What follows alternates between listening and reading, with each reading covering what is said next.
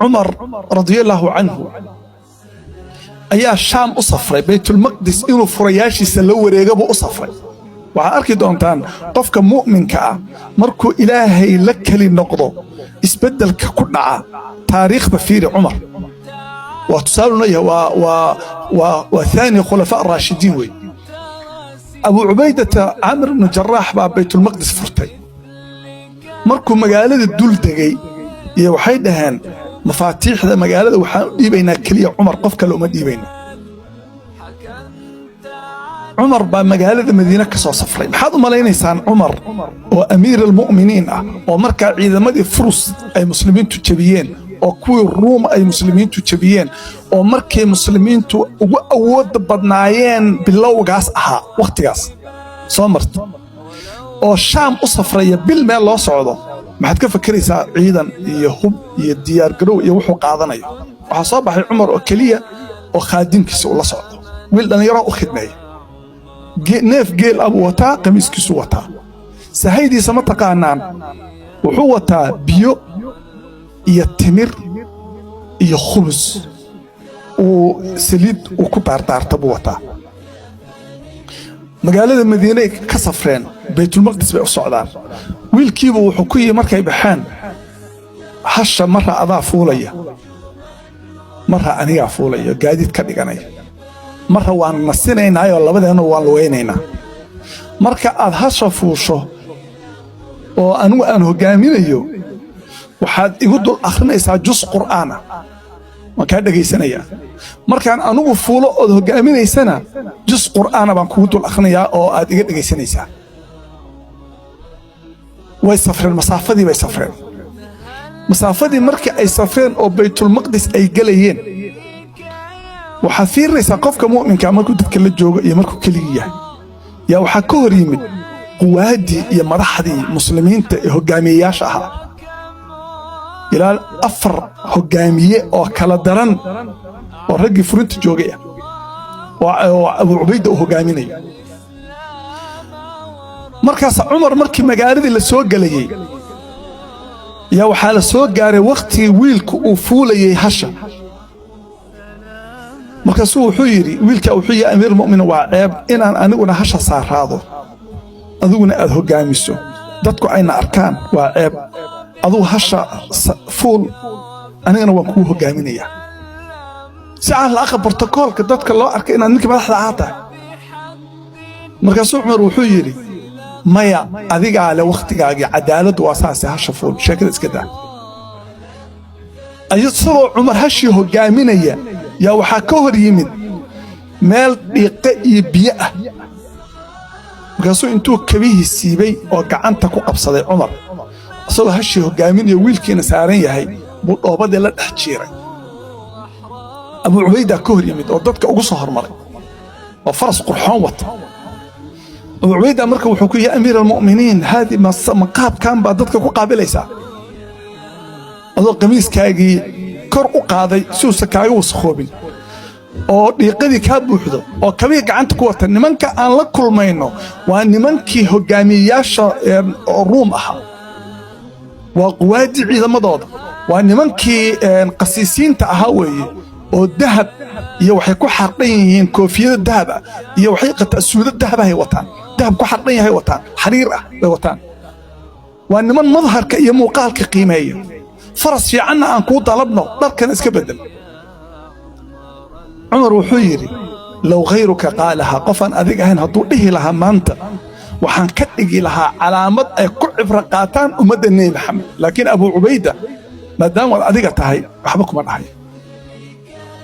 hadduu waa labaduba waa 10 mubashiriin biljanna fiiri. markaasuu wuxuu yidhi, yaa abaa cubayda, abaa cubaydow, naxnu qawmun kunna adillaa, waxaan ahaan jirray dad dullaysan. فأعزنا الله بالإسلام إلهي با إسلام نمضى نقو حوجيا نقو قيمية شرفنا ويالي فمهما ابتغينا العزة بغير الإسلام أذلنا الله مركان شرف كرادنا وحان إسلام كأهين إلهي بأن ندليني وحقيقوي إلهي بأن ندليني وعمر يا أبو عبيدة مركزوه وحير عمر أبو عبيدة وحير عمر وحوغا النصو مركز حوغا النصتو يعني قلبت الله كل بينا نمانكي ماشي مسؤولك كأها أفرياش نقول ريجيني مسلمينتي أول قد أنا أرك خير شام أول قد أرك عمر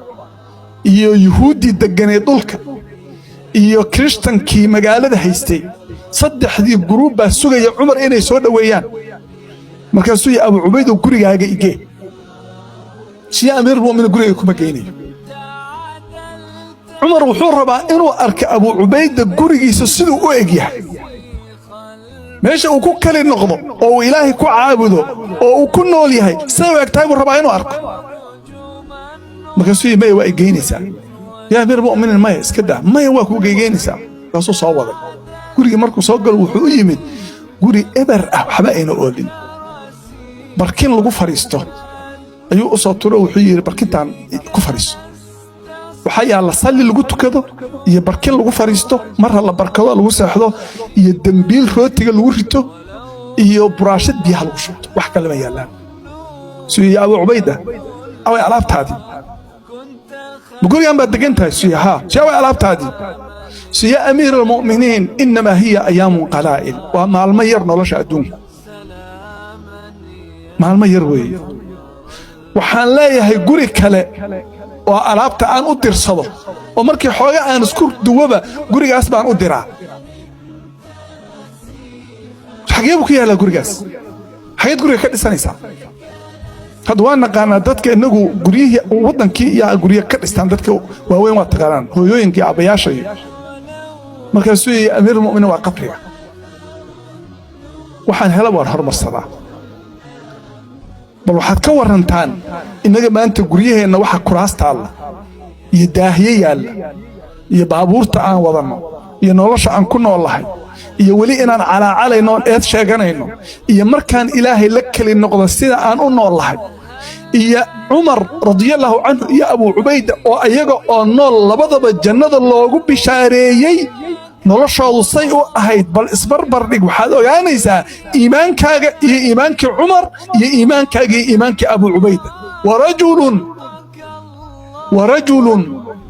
ينن بعد جنة قال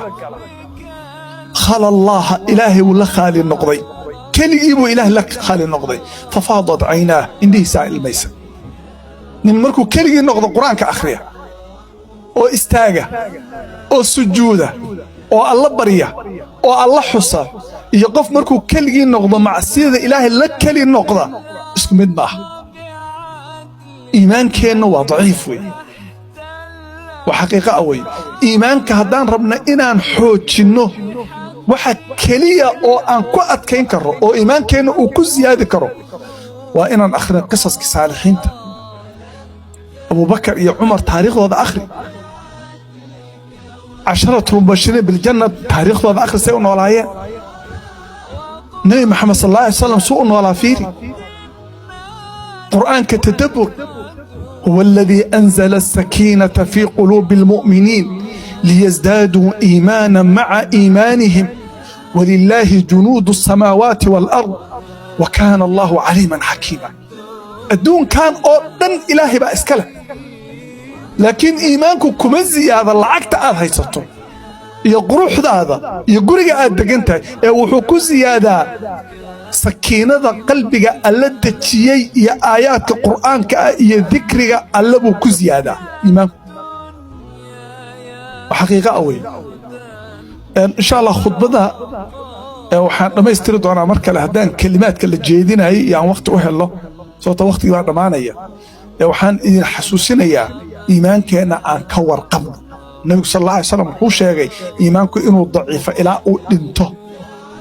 إن الإيمان لا يخلق في جوف أحدكم كما يخلق ثوب سيدا مرضه أبع بعضه وإيمانك أبع بعض مركة إيمانك كوجرة بأن الله هذا كم مقطع إيمانك كوجرة بعبادة هذا كم مقطع إيمانك كوجرة بحريرك الله لا يدهي كم مقطع إن شاء الله تعالى صلاة كذب maanta waxaan magaaladan u nimid aniga iyo Sheekh Sugulle oo ila socda masaajidka Abu Bakr Siddiq ee Minneapolis hadda aan imaamka ka ahay yaa waxaa ka socda dhisme aad u weyn oo lacag aad u badan ku baxayso dhismihii waa gabagabo wax yar baa ka haray laakiin lacagihii qaybihii ugu dambeeyey baa nugu taagtaagan waa meel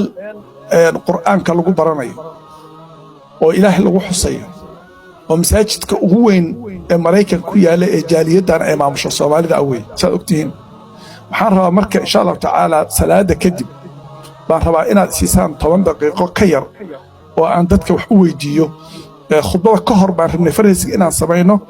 laakiin waxaan isleeyahay dadka khudbada dhageysteen kadibna waxay bixinayaan way bixinayaan waxaan rabnaa insha Allah tacaala